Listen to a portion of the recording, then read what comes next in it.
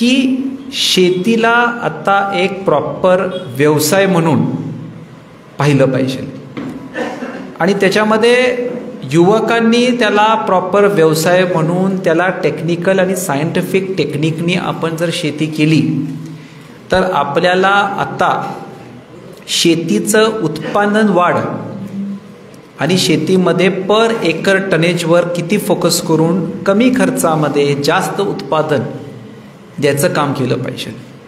राहिला दर तर आपल्या देशाचे पंतप्रधान नरेंद्र मोदी साहेब तर प्रत्येक एक वर्षामध्ये FRP वाढवत आहेत. त्याच्यामुळे FRPची काय काळजी तुम्हाला करायची आवश्यकता नाही, ते आम्ही आणि कारखाने बघतो. पण प्रत्येक मला वाटतं आता 1.5 वर्षावर CACP गंगाई सर मला वाटतं 100 रुपयांनी 50 रुपयांनी ही FRP वाढतच चालली आहे.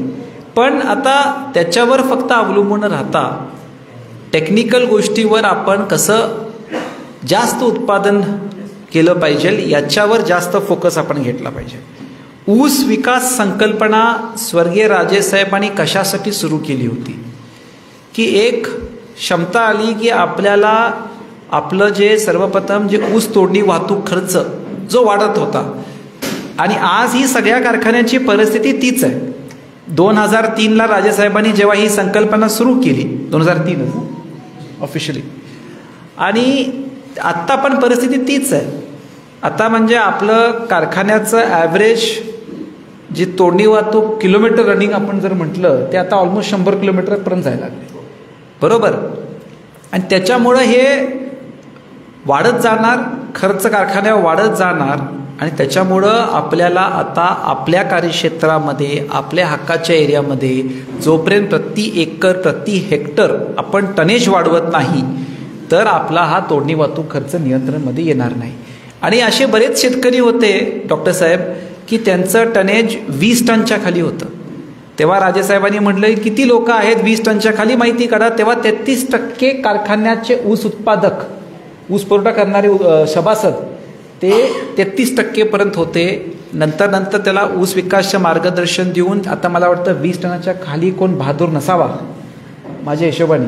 आणि कोण नवीन उद्भवला तर त्याला माझं नाव सांगा. हां मला माहिती घ्यायची कोण आहे.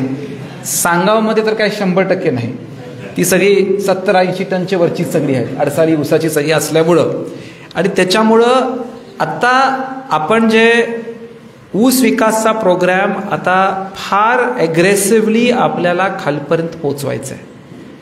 आपलं होतंय काय मागच्या 3 वर्षामध्ये 4 वर्षापणे परखडप्रमाणे बोलतो की आपण योजना बऱ्याच इंट्रोड्यूस केल्या पण त्याला खाली शेती स्टाफ असेल का केन डेव्हलपमेंट विभाग असेल जाधव साहेब हे सगळ्यात महत्त्वाचं आहे की त्याचं कन्व्हर्जन व्हायला पाहिजे.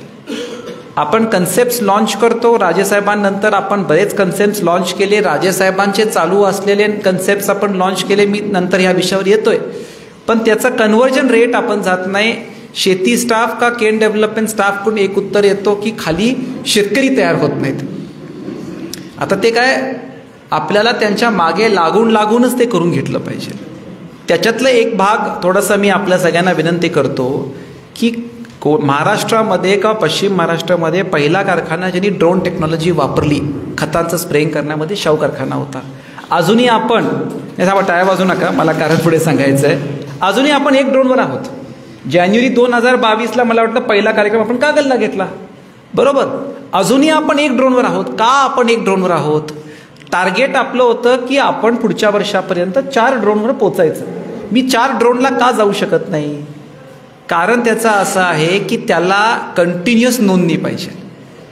1 एकर इथं मग तिथं स्प्रेइंग केल्यानंतर मग ते रिलोड करा, त्याला जीपमध्ये घाला, त्याला रिफ्युलिंग करा, मग ट्रान्सपोर्ट करा, तिथं घेऊन जावा, बॅटरी चार्ज करा. कुठलं 2 किलोमीटर नंतर दुसरं 1 एकर असं चालू शकत नाही. आता कसबा सांगावमध्ये मोठे प्लॉट्स आहेत, अडसाली एरिया आहे, हे असेल गोकुळ शिरगाव असेल, कोगनोळी असेल, कागल असेल, याच्यामध्ये आता टार्गेट मी देतोय की आपल्याला कंटिन्युअस प्लॉट पाहिजेत. जाधव साहेब तुम्ही कुठला तर 1 एकर घेतला बरोबर आणि तिथं आसपास तुम्हाला जर कंटिन्युअस 20-25 एकर मिळालं नाही त्या 1 एकर वाल्याचं माफी मागा. तुम्ही तुझ्याकडे येऊ शकत नाही माफी मागा, माझ्यासमोर कप चहा पाठवा पण खर्च तुझ्याकडे वाढू नका. तिथं टार्गेट ठेवलं पाहिजे की आपल्याला शेती स्टाफची ही जबाबदारी की कंटिन्युअस आपल्याला तिथं प्लॉट्स मिळाला पाहिजे आणि लोकांना प्रबोधन केलं पाहिजे. लोक म्हणतात ठीक आहे तेवढाच खर्च येतोय तसं येतोय, पण वेळ वाचतो किती. जी गोष्ट तुम्ही पूर्ण दिवस घालवणार आहे, ज्या गोष्टीमध्ये मनुष्यबळ तुमच्या घरच्या मनुष्यबळाचा डायरेक्ट खताचा एक्सपोजर होणार आहे, ते सगळं आपण अवॉइड करतो आणि जास्तीत जास्त 1 तासामध्ये तुमचं कंटिन्युअस प्लॉट्स असतील तर सगळे कव्हर होतात. याच्याकडे एक उदाहरण मी दिलं की या गोष्टीला ॲग्रेसिव्हली शेती स्टाफने आपल्या टार्गेट ठेवून हे केलं पाहिजे. आणि त्यासाठी आजची जी संकल्पना आहे सुपर केन नर्सरी टेक्निकलबद्दल, हे फार चांगली संकल्पना डॉक्टर साहेबांनी सांगितली. आता मला वाटतं फक्त एकच नाव स्वप्नील शहा, जाधव साहेब, स्वप्नील शहानीच मला वाटतं ही टेक्निक वापरली आहे. माझं स्पष्टपणे मत आहे की तुम्ही कुठलंही नवीन संकल्पना सांगता ही तुम्ही चेअरमन आणि संचालक मंडळापासून सुरू करा. आम्ही जर लागू नाही केली तर आम्ही लोकांना काय माहीत सांगणार, बरोबर. आता मी त्यांना थट्टेत म्हटलं मगाशी ते डॉक्टर साहेबांनी आपल्या मनोगतमध्ये 168 टन हेक्टरी बोलला का एकरी बोलले, एकरी, हा तेच विचार करतो एकरी बोलले का हेक्टरी बोलले, एकरी बोलले. 168 टन बरोबर. अजून चेअरमन 50 टनच्या वर नाही, म्हणजे तुमचा विषय नाही ते, हे आमचं सगळं डिपार्टमेंट. अजून चेअरमनचा प्लॉट 50 टनच्या वर नाही. आता मी कशाला सांगायचं 168 टन करा, बरोबर. तुम्ही तिथं कॉन्सन्ट्रेट करून मला 168 पोचवा की पहिलं. माझी पुढच्या वर्षी इलेक्शन आहे, म्हणजे अंदाज आहे ते. त्याच्यामुळं मीच 168 टनवर नाही तर मी लोकांना काय म्हणायचं. मला माहीतच नव्हतं की मी अजून ड्रोन वापरला नाही. काय गंगाई हां, मलाच माहीत नव्हतं. शेवटी मग मी बायकोना म्हटलं अहो आपण ड्रोन वापरत नाही, लोकांना काय सांगता. माझ्या सगळ्या प्लॉटवर ड्रोन वापरतोय आता मी, पहिलं सांगतो. मलाच माहीत नव्हतं, हेच धाडच नाही झालं सांगायला. हे जे टेक्नॉलॉजी आहे ह्याच्याबद्दल सगळ्यांनी ऐकलं. प्रचंड प्रिसाईज पॉवर पॉईंट प्रेझेंटेशन हा डिझाईन केला गेला.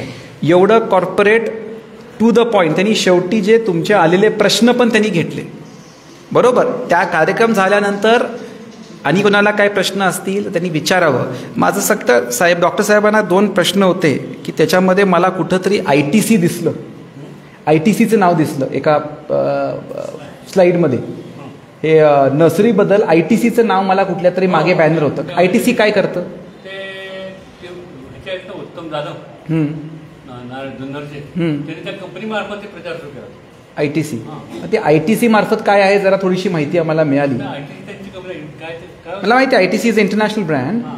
त्या ब्रँड मार्फत काय होते का जरा माहिती. आणि एक आपण स्लाईडमध्ये म्हटलं होतं की 300 शेतकऱ्यांचं एकत्र नर्सरी केली, म्हणजे ती कशी केली. गावागावातून बोर्डावर लावलं. अच्छा, माहिती एकत्र नाही, एका प्लॉटमध्ये नाही. ओके.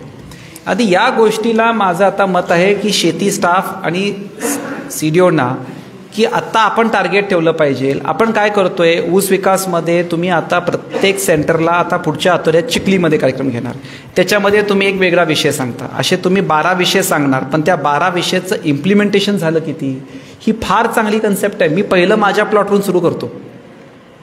हे स्वतःची नर्सरी हे करायचं जे त्यांनी विषय सांगितला आणि सगळ्यात चांगलं एक शब्द त्यांनी खड्डा नाही वापरला, जलकुंड हा शब्द वापरला.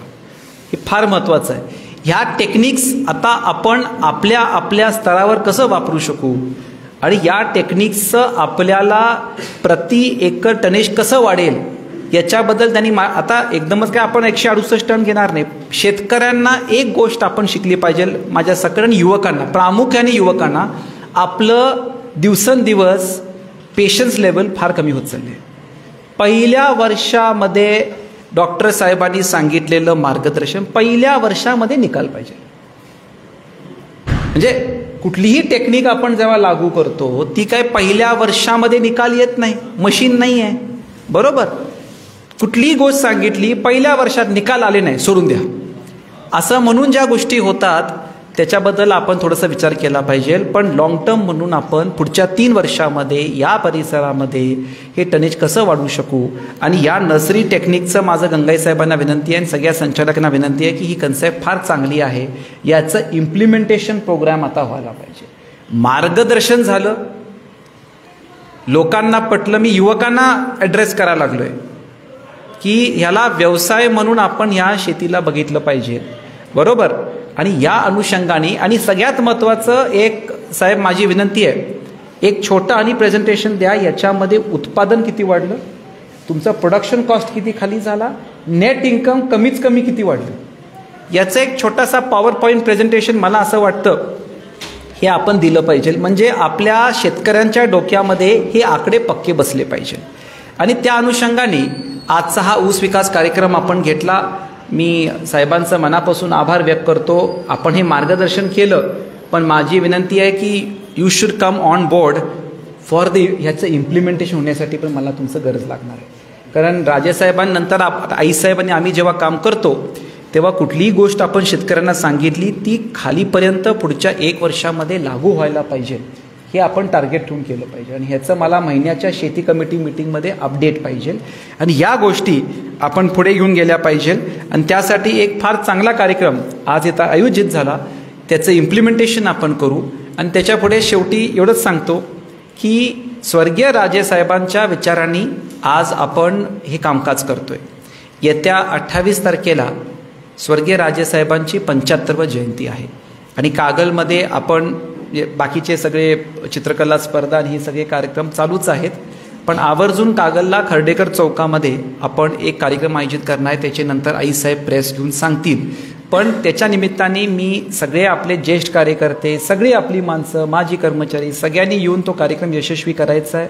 तिथे एक चांगलं व्याख्यान ठेवू, राजेंच्या आयुष्याबद्दल ह्या सगळ्या गोष्टी आपण ह्या लोकांसमोर मांडणार आहे आणि एक चांगला कार्यक्रम करायचं आपण नियोजन ठेवलेलं आहे. आणि त्याप्रमाणे आजच्या या सांगाव कार्यक्रमामध्ये मला वाटतं बऱ्याच दिवसानंतर शेतकरी, ऊस विकास आणि राजकारण विरहित मला भाषण करायला मिळालं. त्यासाठी व्यासपीठाच्या सगळ्या मान्यवरांचं मी मनापासून आभार व्यक्त करतो. कारण मूळ आपला पाया इथंच आहे. आणि ह्या अनुषंगाने शेतकऱ्यांनी, युवकांनी, मला युवक दिसतात की या कन्सेप्टला आपण लागू करा. माझं शेती विभागाला विनंती आहे की तुमचं जे ऊस विकास प्रोग्राम्स आहेत त्याचं ग्राउंडवर इम्प्लिमेंटेशन किती होते त्यावर फील्ड व्हिजिट्स, मला फील्ड व्हिजिट्स पाहिजे. फील्ड व्हिजिट्स नंतर त्या माणसाला फायदा काय झाला त्याचे टेस्टिमोनियल्स पाहिजे. आणि हे आपण लोकांपर्यंत पाठवून माझं मत आहे याला मोठ्या प्रमाणामध्ये ह्याला राज्य बँकेचं अर्थसहाय्य पण आपण कसं देता येईल याच्याबद्दल राज्य बँकेशी पण चर्चा करा की तुमच्या सगळ्या ऊस विकासच्या संकल्पनेना राज्य बँक हे टायअप करून आणि कृषी संघ टायअप करून आपण ह्याला कसं पुश करता येईल याचा आपण विचार केला पाहिजे. आणि त्याप्रमाणे आज आपण सगळी इथं आलात, आपलं सगळ्यांचं मी मनापासून आभार व्यक्त करतो. आणि स्वर्गीय राजेसाहेबांच्या विचाराने ही समूह आपण असंच चालवत राहू अशी अपेक्षा व्यक्त करून मी आपली रजा घेतो. जय हिंद, जय महाराष्ट्र.